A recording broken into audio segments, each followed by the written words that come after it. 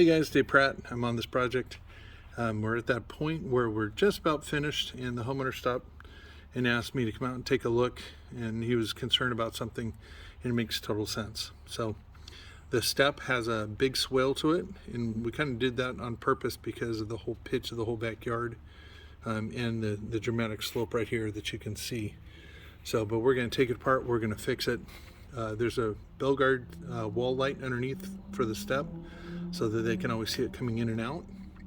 But the whole backyard is basically finished. We haven't done a full clean on it yet, haven't sealed it, but it's at the point where if you have a problem with a project, call your contractor, have them come out, have them take a look, because little issues like this can be fixed pretty quick and no problem. So again, Orco Pavers Villa, half Borrego, half Manor.